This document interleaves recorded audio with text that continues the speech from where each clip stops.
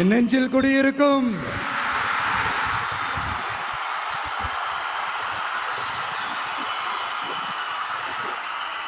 தமிழக மக்கள் உங்கள் அனைவருக்கும் என்னுடைய வணக்கமும் என்னுடைய நன்றிகளும். குறிப்பா திருச்சி கிழக்கு தொகுதி மக்கள் உங்கள் அனைவருக்கும் என்னுடைய ஸ்பெஷல் வணக்கமும் ஸ்பெஷல் நன்றிகளும்.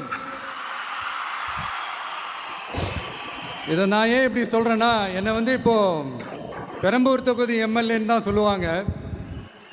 பட் ஆனால் அது எலெக்ஷன் கமிஷனோட அந்த சட்ட விதிகளுக்கு மட்டும்தான் அப்படி. ஆனால் என்னை பொறுத்த வரைக்கும், தமிழ்நாட்டை பொறுத்த வரைக்கும், தமிழ்நாட்டுக்கு எப்படி திருச்சி ஒரு இதயம் மாதிரியோ, அந்த மாதிரி என்னோட இதயத்துக்கு திருச்சி கிழக்கு தொகுதி மக்களும் ரொம்ப ரொம்ப ரொம்ப க்ளோஸா. அதுல எந்த மாற்றமும் கிடையாது. சரிங்களா?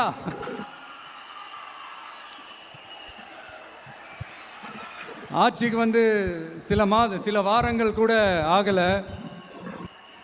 6 மாசம் அமைதியா இருப்போம்னு சொன்னவங்களாம் 6 நாள் கூட அமைதியா இருக்க முடியல.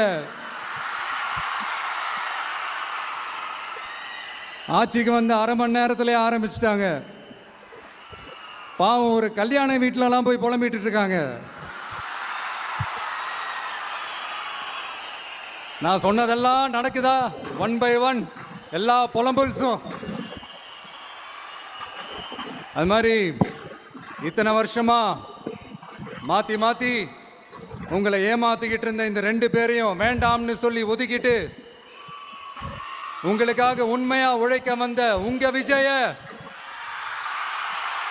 உங்க அண்ணனை, உங்க தம்பிய முதல் அமைச்சரா இல்ல முதல் சேவகனா ஆக்கியிருக்கிறீங்க. தலை வணங்கி ஒட்டுமொத்த தமிழக மக்களுக்கும் இந்த நேரத்தில் என்னுடைய நன்றியை தெரிவிச்சுக்கிறேன்.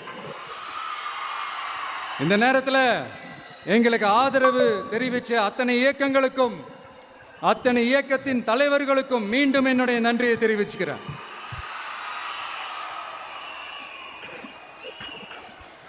புரட்சி தலைவர் எம்ஜிஆர் அவர்களுடைய முதல் தேர்தலில் கூட இந்த அளவுக்கு ஒரு ஓட் பர்சன்டேஜ் வாங்கலை அப்படின்ட்டு நிறைய பேர் சொன்னாங்க. ஆனால் நீங்கள் டிவி கேட்க அவ்வளோ நீங்கள் ஆதரிச்சிருக்கிறீங்க. நான் எம்ஜிஆர் அவர்களோடலாம் நான் கம்பேர் பண்ணல. எம்ஜிஆர் தான்.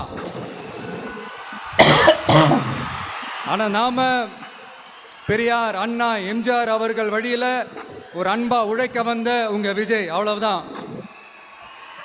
1977 நீங்க போடாத ஓட்டை 2026 நீங்க போட்டிருக்கிறீங்க. என்ன ஒண்ணு, இன்னும் கொஞ்சம் அதிகமா ஆதரிச்சிருந்தீங்கன்னா கொஞ்சம் நல்லா வந்திருக்கும். பட் பரவாயில்ல, ஃபியூச்சரில் வரப்போகிற எல்லா தேர்தலையும் உங்களுடைய முழு சப்போர்ட்டை என்னால் வாங்க முடியுன்ற அந்த ஒரு நம்பிக்கை இப்போ என் மனசில் ரொம்ப ஆழமாக பதிஞ்சிருக்கு. ஏன்னா நீங்கள் அமைச்சு கொடுத்துருக்கிற இந்த ஆட்சியில் எல்லா நன்மைகளையும் நீங்கள் கண்கூடா பார்க்க தான் போறீங்க அப்படின்ற அந்த கான்ஃபிடென்ஸும் இப்போ என் மனசில் ரொம்ப ஆழமாக பதிஞ்சிருக்கு. யார் எந்த நிலைமைக்கு எந்த பொசிஷனில் போனாலும் இந்த கிண்டலும் கேலியுமா பேசுறது இருக்கத்தானே செய்யும். நம்மளை பற்றி, நம்ம அரசியலை பற்றி, நம்ம பேச்சை பற்றி இந்த கிண்டலும் கேலியுமா பேசிட்டு தானே இருப்பாங்க. அவங்க எல்லாருக்குமே என் சைட்லேருந்து ஒரே ஒரு ரிக்வெஸ்ட், தயவு செஞ்சு நிப்பாட்டிடாதீங்க. தயவு செஞ்சு கண்டினியூ பண்ணுங்க. நீங்க தான் என்னோட எனர்ஜி ஃபோர்ஸு. நீங்க பேசிக்கிட்டே இருங்க. நான் மக்களுக்கு தேவையான நல்லதை செஞ்சுக்கிட்டே இருப்பேன். அடுத்து இப்போ நம்ம புதுசாக அந்த சூட்லாம் போட்டு வரோம்ல, அதை பற்றி கூட நிறைய பேர், ஏன் நாமெல்லாம் கோட் சூட்லாம் போடக்கூடாதா? அதிகாரம் செய்கிறவங்களும் ஆதிக்க சக்திகளும் மட்டும்தான் கோட் சூட்லாம் போடணுமா என்ன? அப்பெல்லாம் எதுவுமே கிடையாது. நான் என்ன கலராக போட்டு வரேன், 2 கலர். நம்ம எல்லாரும் மனசு மாதிரியே பிளாக் அண்ட் ஒயிட். எல்லாத்திலும் பிளாக் அண்ட் ஒயிட்டா இந்த விஜய் இருப்பான் அப்படின்னு காட்டுறதுக்கு தான் அந்த கலர். அடுத்து அந்த பிளாக் கூட யாரை குறிக்கும் எதை குறிக்கும்ன்றது நான் சொல்லி தான் தெரியணும்னு அவசியம் இல்லை, அது உங்களுக்கே நல்லா தெரியும். எல்லாத்துக்கும் இப்படி வழக்கம் சொல்லிக்கிட்டு நசன் பேசுகிற டைப்பும் நம்ம கிடையாது, உங்களுக்கே தெரியும். அதிகபட்சமாக எல்லா மீட்டிங்கிலும் 20 நிமிஷம்குள்ளே தான் நான் பேசியிருக்கிறேன். அதனால் இப்போ மக்கள் என்கிட்ட என்ன சொல்கிறாங்க அப்படின்னா, இந்தப்பா விஜய், நீ எங்களுக்காக உழைக்கிறதுக்காக வந்திருக்கிற, அந்த வேலையை மட்டும் பாரு, உன்னை பற்றி பேசுகிறவங்கள நாங்கள் பார்த்துக்கிறோம் அப்படின்னு சொல்லிட்டாங்க. சரி, ஆனது ஆச்சு.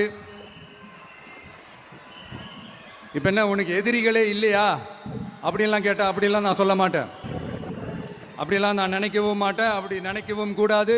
இப்பவும் சொல்கிறேன், அரசியல் ரீதியாக சொல்கிறேன், 2 பேருக்கு நடுவில் தான் போட்டியே. ஒன்று இன்னொன்று, எஸ், ஒன்று டிவிக்கு, இன்னொன்று டிஎம்கே. இதுக்கு நடுவில் வேற யாருக்கும் எந்த வேலையும் கிடையாது. ஏதாவது இருக்குன்னு சொல்றீங்க? எலெக்ஷனுக்கு முன்னாடியும் அவங்களுக்கு ஒரு வேலையும் இல்லை, இப்போ எலெக்ஷனுக்கு அப்புறம் சுத்தம்.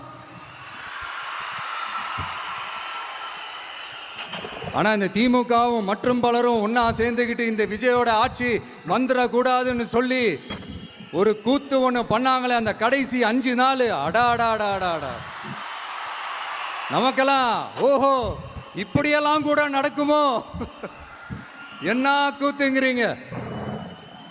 ஆனால் ஃபியூச்சர் என்னவா இருக்குன்றதை மட்டும் இப்போ நான் சொல்கிறேன்.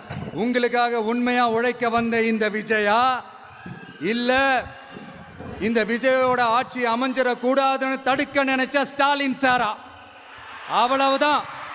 இதுக்கு நடுவில் வேற யாரும் எந்த அல்லு சில்லும் உள்ள வந்து நம்மளை தடுக்கிறதோ எதிர்க்கிறதோ ஏதாவது பண்ணாங்கன்னா நிர்வாகம் அதுக்கு பொறுப்பில்லை ராஜா, நிர்வாகம் அதுக்கு பொறுப்பில்லை. ரிசல்ட் என்னவா வரும்ன்றது அது உங்களுக்கே நல்லா தெரியும். நம்மளை ஏளனமா பேசுறதா நினைச்சு அவங்களுக்கு ஆப்பு வச்சுக்கிறாங்க.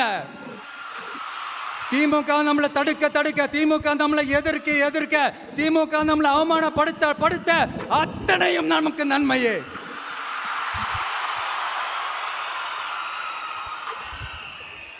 ஒன்று கவனிச்சிங்களா மக்களே, நம்ம ஆட்சிக்கு வந்ததுக்கு அப்புறம் ஒரு விஷயம் ஒன்று நடந்துகிட்டு இருக்கு. இது இந்த ஜென்சி தலைமுறையை அட்ராக்ட் பண்ணுறதுக்காக இங்கிலீஷ் தமிழ் கலந்த அறிக்கை, அது சொல்ல வந்த நினைச்சிங்களா? அந்த காமெடியெல்லாம் கிடையாது. அடுத்து இந்த ரியாலிட்டியை மறந்துட்டு இந்த ரீல்ஸ் போடுறது, அது சொல்ல வந்தீங்களா? அந்த காமெடியும் கிடையாது. இது சீரியஸாக ஒரு விஷயம் நடந்துக்கிட்டு இருக்கு. முன்னெல்லாம் சட்டசபையில் யார் பேசுனா நமக்கு என்ன, யார் அடிச்சுக்கிட்டா நமக்கு என்னன்னு இருந்த கூட்டம்லாம் இப்போ சட்டசபையில் என்ன நடக்குது, என்ன பேசிக்கிறாங்கன்றது ரொம்ப உன்னிப்பாக கவனிக்கிறாங்க. கவனிச்சிங்களா? திமுக ஸ்டைல்லையே சொல்லணும்னா ரீல்ஸ் போட்ட கூட்டம்லாம் இப்போ நியூஸ் பார்த்துக்கிட்டு இருக்கிறாங்க. அதில் நமக்கு சந்தோஷம் தான், பெருமை தான். நம்மளுடைய யங்ஸ்டர்ஸ், நம்ம பெண்கள் எல்லாம் அந்த அரசியல் என்னன்னு தெரிஞ்சுக்கணும், அந்த அரசியல் என்னன்னு புரிஞ்சுக்கணும்னு அப்படி ஒரு விழிப்புணர்வு ஏற்பட்டிருக்கு. அதில் எங்களுக்கு சந்தோஷம்தான். இதெல்லாம் யாரால நடந்திருக்கின்றது நான் சொல்லி தான் உங்களுக்கு தெரியணும்னு அவசியம் இல்லை, அது உங்களுக்கே நல்லா தெரியும். இப்படிப்பட்ட நம்ம தெய்வங்களை, இப்படிப்பட்ட நம்ம மக்களை தற்குறின்றது இன்னமும் சொல்லிக்கிட்டு இருக்கிறாங்க. நான் காஞ்சிபுரத்தில் சொன்னதை தான் இங்கே நான் திரும்பவும் ரிப்பீட் பண்ணுறேன். நீங்கள் தற்குறின்னு சொன்னீங்களே, அவங்க தான் உங்களோட அரசியல் வாழ்க்கையே ஒரு கேள்விக்குறி ஆக்கியிருக்கிறாங்க. கேள்விக்குறி ஆக்கிட்டாங்க, இன்னமும் ஆக்க போகிறாங்க. அன்னைக்கு நான் சொன்னப்போ சிரிச்சவங்களாம் இன்னைக்கு என்ன பண்ண போகிறாங்களோ. உண்மையை சொன்னாதான் அந்த கூட்டத்துக்கு கசக்குமே. உண்மையிலே நீங்க மக்கள் மனசை புரிஞ்சு வச்சிருந்தீங்கன்னா நீங்க இப்படி மக்களை தப்பாவே பேசியிருக்க மாட்டீங்க. அது என்ன, அப்புறம் அரசியல் புரிதல் இல்லாம மக்கள் நமக்கு ஓட்டு போட்டுட்டாங்களாம். இந்த கவர்ச்சியில மயங்கி மக்கள் நமக்கு ஓட்டு போட்டுட்டாங்களா? நான் என்ன, சரி விடுங்க.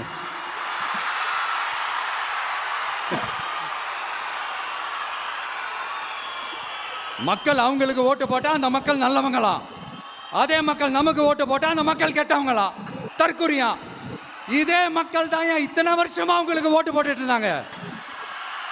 உங்களுக்கு மட்டும் என்ன, வேற ஏதாவது பிளானட்ல இருந்து குதிச்சு ஓட்டு போட்டு போனாங்களா? தற்குறியாமா, தற்குறி நல்லா வருது, வேணான்னு பாக்குறேன். எங்க அண்ணன் விஜயகாந்த் அண்ணன் சொல்ற மாதிரி, அண்ணா அவர்கள் ஆரம்பிச்ச கட்சியை ஒரு அடிமை கூடாரமா ஆக்குனது யாருங்க சார்? இப்படியெல்லாம் ஆக்கிட்டு உண்மையை சொல்லு உடன்பிறப்பேவா. உங்களோட அந்த உண்மையான உடன்பிறப்புக்கெல்லாம் என்ன சொல்றாங்க தெரியுமா சார்? திமுக இப்படி ஆனதுக்கு காரணம், அந்த காரணத்தை வெளியிலலாம் போய் தேடாதீங்க, உங்க குடும்பத்துக்குள்ளேயே கேளுங்கிறாங்க. உங்களுக்காக மாடா உழைச்சி தேஞ்சு போய் கிடக்கிறோம். திமுக இப்படி ஆனதுக்கு காரணம் உழைக்காம சொகுசா இருக்கிற உங்க குடும்பத்துக்குள்ளேயே போய் கேளுங்கிறாங்க. ஒவ்வொரு திமுக தொண்டனும் அதை சொல்றாங்க. அதை புரிஞ்சிக்காம நம்மளையும் நம்ம மக்களையும் தப்பா பேசிக்கிட்டு, நீங்க மக்களை தப்பா பேசுனீங்கன்னா இந்த விஜய் வந்து கேள்வி கேட்பான், சும்மா இருக்க மாட்டான். இந்த விஜயும் தமிழ்நாட்டு மக்களும் வேறு வேறு இல்லை. இந்த விஜய் தான் தமிழ்நாட்டு மக்களோட ஒரு உண்மையான ஒரே பிரதிநிதி. இது இன்னைக்கும் சரி, நாளைக்கும் சரி, நாளன்னைக்கும் சரி, இதுதான் நிஜம். மறுபடியும் சொல்றேன், நமக்கும் மக்களுக்கும் இடையே இருக்கிற இந்த பூர்வ ஜென்ம பந்தத்தை, அந்த உறவை ஏதோ இந்த சதிகள் சூழ்ச்சிகள் பண்ணி யாராலையும் எதுவும் கெடுக்கவே முடியாது. கெடுக்க ட்ரை பண்ணீங்க நம்ம ஆட்சிக்கெல்லாம் வரதுக்கு முன்னாடி. என்ன சதிகள், என்ன சூழ்ச்சிகள், என்னென்னலாம் பண்ணி எப்படியெல்லாம் தடுத்துடலான்னு. ஆனால் இப்போ ஆட்சிக்கு வந்த இந்த சாமானிய மக்கள் ஆட்சியை நீங்கள் இந்த எதிர்கட்சியாக இருக்கும் போது ஒன்று யூஸ் பண்ணுவீங்கள்ல, இந்த அறத பழைய டெக்னிக்கு, அதெல்லாம் யூஸ் பண்ணி நம்மளையும் மக்களையும் பிரிச்சலாம்னு நினச்சிங்கன்னா அது ஒரு காலம் நடக்காது. மக்கள்லாம் ரொம்ப தெளிவாயிட்டாங்க சார், ரொம்ப தெளிவாயிட்டாங்க. அதனால ஒரு ஆக்கப்பூர்வமான ஒரு எதிர்கட்சியாக செயல்பட்டு மக்கள் மனசை வெல்ல பாருங்க. இந்த கடைசி லாஸ்ட் 1 மந்த்தாக நடந்த ஒரு சில விஷயங்கள் உங்ககிட்ட நான் ஷேர் பண்ணணும்னு ஆசைப்படுறேன். இந்த 200 யூனிட் மின்சாரம், கட்டணமில்லா மின்சாரம் அறிவித்தோம். அதில் ஆல்ரெடி இருந்த 100 யூனிட் திமுக கொடுத்தது கிடையாது. மேடம் ஜெயலலிதா மேடம் இருந்தப்போ செஞ்சுட்டு போனது. ஸ்டாலின் சார் பதவி போன அந்த கடுப்பில் அறிக்கையா விட்டு தள்ளிக்கிட்டு இருக்கிறாரு. என்ன பண்ணீங்க உங்களுடைய ஆட்சியில்? மக்கள் பணத்தை, டாஸ்மாக்லேருந்து அடித்த அந்த பணத்தை, ஊழல் செஞ்ச அந்த ஃபைலை க்ளோஸ் பண்ணுறதுக்கு அலைஞ்சிங்க. ஆனால் இந்த விஜய் மக்களுக்கு தொந்தரவாக இருக்கிற அதே டாஸ்மாகை க்ளோஸ் பண்ணா. விவசாயிகளோட அந்த கடனை தள்ளுபடி மேக்சிமம் இந்த 1 மந்த்ல என்ன செய்ய முடியுமோ அதை செஞ்சான். நீங்க தான் அந்த நிதி சம்பந்தமா இருக்கிற எல்லா கேட்டையும் லாக் பண்ணி வச்சுட்டு போயிருக்கிறீங்க. அதை சரி செய்ய வேணாமா? அதை ஒழுங்குபடுத்த வேணாமா? அதனால மறுபடியும் சொல்றேன், இந்த விஜய் பொய் சொல்லி ஏமாத்துறதுக்காகலாம் அரசியலுக்கு வரல. உங்க கூடவே நிக்கிறதுக்காக மட்டும்தான் அரசியலுக்கு வந்திருக்கிறேன். அதுல எந்த மாற்று கருத்துமே கிடையாது. கவலையப்படாதீங்க விவசாய பெருமக்களே. அடுத்து இந்த சட்டம் ஒழுங்கு, அது சரியில்லை இது சரியில்லைன்னு சொல்லி திமுகவும் மற்றும் பலரும் மாறி மாறி கூவுறீங்க. நான் ஒன்று கேட்குறேன், இந்த மாடல் அரசுன்னு சொல்கிறீங்களே, அதில் என்ன செஞ்சு வச்சுட்டு போயிருக்கீங்க? ஒரு ஊர் விடாமல், ஒரு தெரு விடாமல் போதைப் பொருள் கலாச்சாரம் அப்படியே ஸ்ப்ரெட் ஆகி கொட்டி கிடக்குது. அது அப்போவே இனிஷியல் ஸ்டேஜ் அதை நீங்கள் கண்ட்ரோல் பண்ணியிருந்தீங்கன்னா இத்தனை பெண்களை இழக்க வேண்டிய ஒரு சூழ்நிலை ஏற்பட்டிருக்குமா? எல்லாத்தையும் பண்ணிட்டு பழியை தூக்கி ஏன் மேலே போடுறாங்க? நீங்கள் என்ன பழி நம்ம மேலே போட்டாலும் மக்கள் நிம்மதியாக வாழக்கூடிய அந்த செயலை கண்டிப்பாக இந்த விஜய் செஞ்சு தான் காட்டுவான்.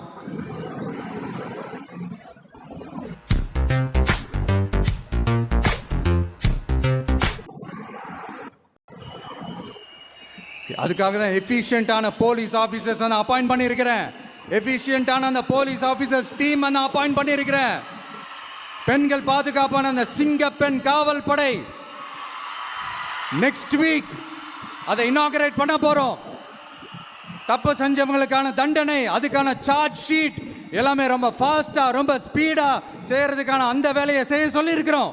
கோர்ட்ல கூட தப்பு செஞ்சவங்களுக்கான அந்த கடுமையான தண்டனை வாங்கி கொடுக்கறதுக்கான அந்த வேலையையும் ரொம்ப சீக்கிரமா செய்ய சொல்லி இருக்கிறோம். அதனால நீங்க என்ன பழி நம்ம மேல போட்டாலும் உண்மையா உறுதியா மக்களுக்கு தேவையான எல்லா விஷயங்களையும் இந்த விஜய் செஞ்சு தான் காட்டுவான். இப்படியெல்லாம் நம்ம சொல்றதுனால இவங்க என்ன சொல்லுவாங்க தெரியுமா? அவங்க தான் ஆட்சியிலே இல்லையே, அப்புறம் ஏங்க அவங்கள குறை சொல்றீங்க அப்படின்னு கேட்பாங்க. வேரில் வெந்நியை ஊற்றிட்டு போனவங்கள வெளிச்சம் போட்டு காட்டாமல் பின்ன வேற என்ன சொல்லுவாங்க? இதெல்லாம் மக்கள்கிட்ட நம்ம தெளிவாக எடுத்து சொல்லணும் இல்லையா? அதுக்காக தான் இதெல்லாம் சொல்லிகிட்டு இருக்கிறேன்.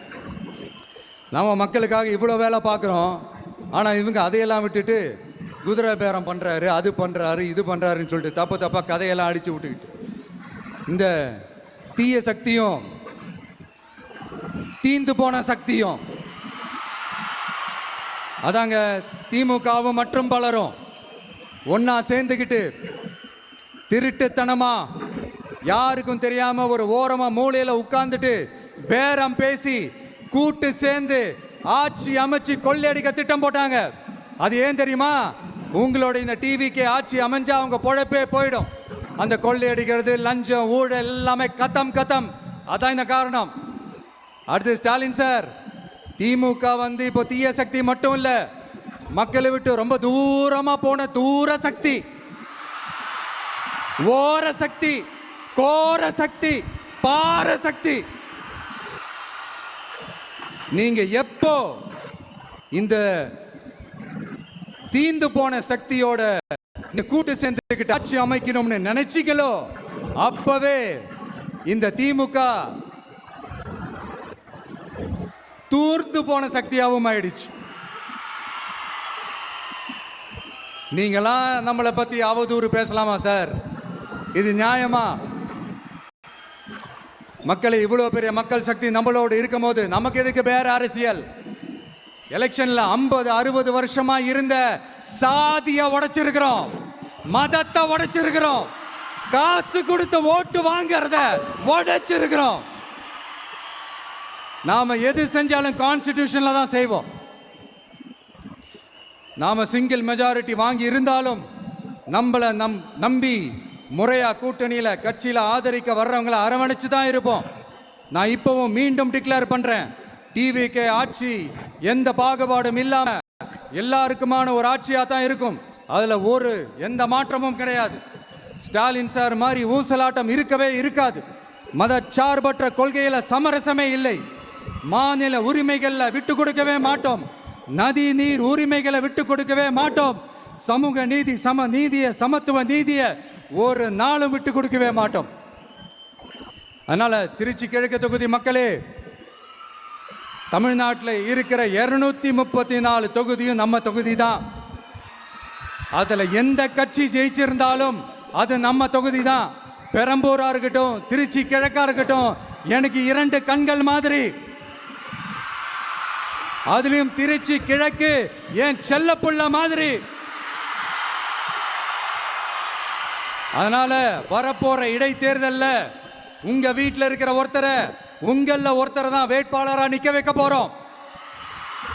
நீங்க எப்படி இந்த விஜய்க்கு ஆதரவு கொடுத்து ஓட்டு போட்டு ஜெயிக்க வச்சீங்களோ அதே மாதிரி வரப்போற இடைத்தேர்தல்ல உங்களுடைய அந்த வேட்பாளரையும் ஜெயிக்க வைப்பீங்கன்ற அந்த ஒரு நம்பிக்கை நான் முழுமையாக தான் நம்புறேன். உங்களுக்காக உழைக்க வந்திருக்கிறேன். உங்களுக்காக எல்லா விஷயத்தையும் நான் பார்த்து செய்வேன். ஊழல் இல்லாத, லஞ்சம் இல்லாத ஒரு ஆட்சியை நான் கொடுப்பேன். I understand. ஒரே நாள் அது நடக்காததான், ஒரு மேஜிக் இல்லை. பட் ஒரு நாள் அதை நான் நடக்க வைப்பேன். எனக்கு இப்போ வேற எந்த வேலையும் இல்லை உங்களுக்காக உழைக்கிறத தவிர. என் கடன் இனி என் மக்களுக்கு பணி செய்து கிடைப்பதே. மீண்டும் என்னை ஜெயிக்க வச்ச தமிழக மக்களுக்கும் திருச்சி கிழக்கு தொகுதி மக்களுக்கும் மீண்டும் என்னுடைய நன்றியை தெரிவிச்சுக்கிட்டு கான்ஃபிடென்ட்டா இருங்க, நல்லதே நடக்கும், வெற்றி நிச்சயம். மீண்டும் சந்திக்கும் வரை நன்றி, வணக்கம்.